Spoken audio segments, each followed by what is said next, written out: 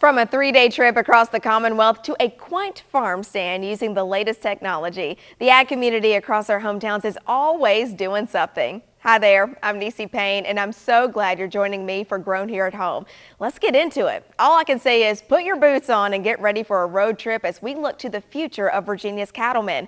A conference gives young producers the chance to get to know the ins and outs of all sides of the beef cattle industry. The Virginia Cattlemen's Association took 5 producers across the state for its first Young Cattlemen's Conference. Rebecca Webbard is the lead organizer. To kind of start that process for young leaders and young producers in Virginia to get their kind of feet wet in Virginia, and then hopefully use that as a kind of leadership funnel to get them to do some other things and be more involved in the industry. Taylor Fender works a cow-calf operation in Pennsylvania County. It was definitely fast and furious. It was, we packed a lot in 3 days. They got a taste of all facets of the beef cattle industry. They got to talk to us about what they do and what made their operations unique. And it was really good learning experience for somebody who's just starting out and trying to find their way. On this road trip, they covered a lot of miles. I think we calculated up it was over 800 miles that we drove. So there was plenty of time to share industry tips, even between stops. It was a really great networking opportunity for them, not only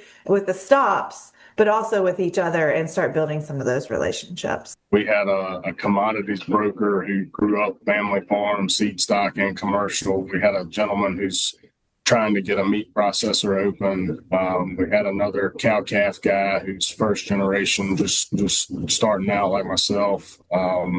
We had another seed stock guy who does a lot with show animals. So it was a very diverse pool. With different perspectives brought to the table. It was great to talk to everybody, ask questions in the van, get to know each other. Well, how do you do this? This is how I do it. Kind of pick and pull from everybody's knowledge base to really bring something home that you can use. The main piece of advice? Get involved. When it comes to policy making, whether it's Richmond, D.C., really having a voice, somebody to look out for the average cattleman in Virginia. Because making connections is a big part of success in the cattle business. Whether it's with your vet, your nutritionist, your customer, your employees, your son who came back to the farm to take it over. You know, everything, this whole business really hinges on relationships. The Virginia Cattlemen's Association plans on making this conference an annual event. Those guys learned a lot in 3 days and made some good connections. And it's not just our young cattlemen who are learning more about the industry. I took a trip to Lower Botetourt High School where students were gearing up to put all they've learned on display in a showcase of the best of agriculture. The announcement is on the board for the Botetourt County Youth Ag Expo. Students in 4-H and FFA will showcase their best stuff.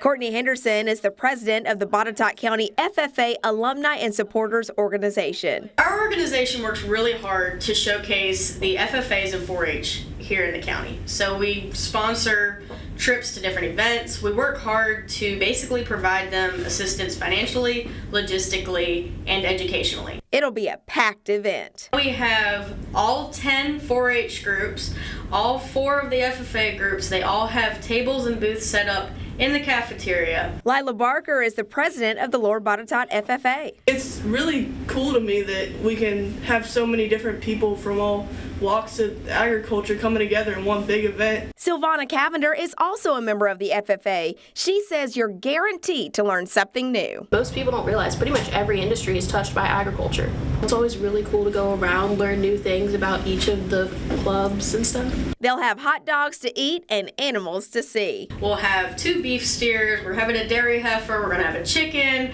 we're gonna have rabbits, and we're gonna have a goat. And I'm sure something else will arrive the day of. Plus, you can check out the 4-H Share the Fun talent show and the silent auction. And this year is extra special as the expo commemorates the 100th anniversary of the Virginia FFA. In 1926, some folks got together at Virginia Tech and started the FFE, Future Farmers of Virginia. 2 years later, they got together and they started the National FFA organization in 1928. So I've been collecting jackets, I've been collecting any old FFA memorabilia so we can have a nice display and showcase the 100 years and how things have changed over the years. The expo is Friday, February 13th from 5:30 to 8 p.m. at Lord Botetourt High School. You could tell those kids were excited to show off their best stuff. The future of ag is looking bright. Now I want to take you to Roanoke County. You know, we all have to figure out how to navigate the snow and ice. How are we going to get to work, stay warm, make sure there's enough to eat? It's no different for a farmer. They have to do their best to navigate the mess too. But with a good strategy in place, it's easier to get things done. The evidence of snow and ice left behind by recent winter storms are melting away at CNF Farms in Roanoke County. The cattle have a nice resting place here in this field. It's a strategy owner Jarrett Fry uses to make sure the animals have everything they need in one place. When it's extremely cold, equipment doesn't want to start. It makes it harder to get to the animals and move around as freely as you might normally do. So we stage a lot of our hay ahead of time. And for the cattle, they know what to do to get around. And you can see where they've made trails through it. So as long as they can make that trail kind of as the snow and ice falls, they'll be okay.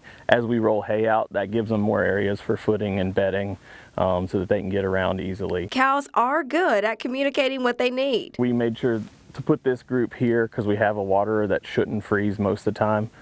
Still the balls will freeze in the top. So I've come out in the morning and they're all standing around the water trough waiting on you to crack those loose so that they can get their water, and they'll let you know when something's not quite right in the winter. Some have concerns about snow-covered cows, but that's actually a good thing. As we go into fall and winter, their coats thicken. They start putting on an extra layer of that protective fat. If there's snow on their backs, the animals are happy and healthy because they've got that protective insulative layer on them. Their rumens are working correctly. That means they're getting all the nutrition they need and they're happy and healthy, because honestly, for the most part, they would rather be out here than locked in a barn or anywhere else. So they're well suited for the weather. And while thawing out has its benefits, in this case, there will still be a mess on the other side. Lots of slipping and sliding. It's a different mess and different obstacles. So they'll keep prepping and staging hay to keep the tractors out of the field to minimize the muddy mess. A good farmer is always thinking ahead, and so are the owners of one farm in Botetourt County. You know, farmers are always looking for new ways to get their product into the hands of people. They showed me how they're implementing a more modern way to farm stand. At Williamson Farms in Botetourt County, you walk into what might seem like your typical farm stand.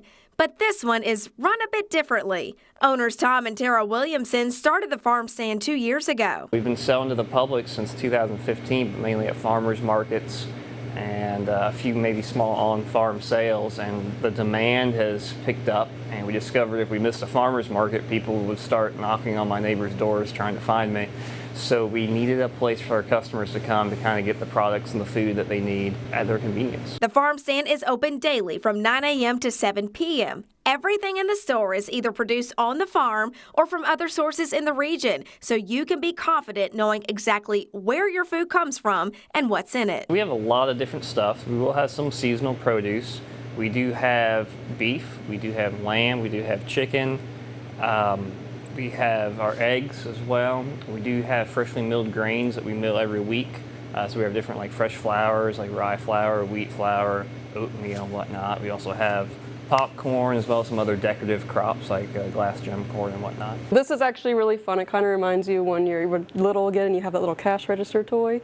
So you just come right on up to the cash register, this counter here. You just click anywhere on this iPad and then you'll just place your item, scan,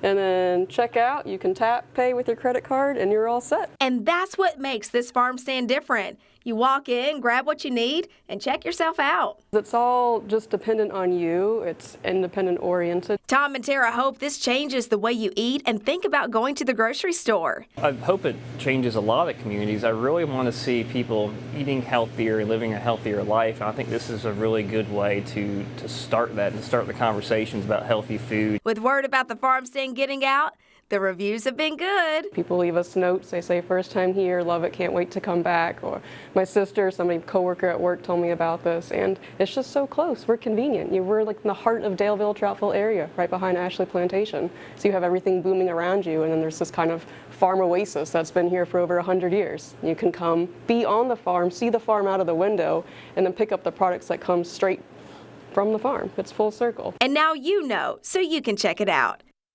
Our farmers are so innovative, and I can tell you firsthand, the eggs at Williamson Farms are top-notch, 10 out of 10, definitely recommend. Well, that does it for now. Until next time, support a local farmer. I hope you'll meet me back here again for Grown Here at Home.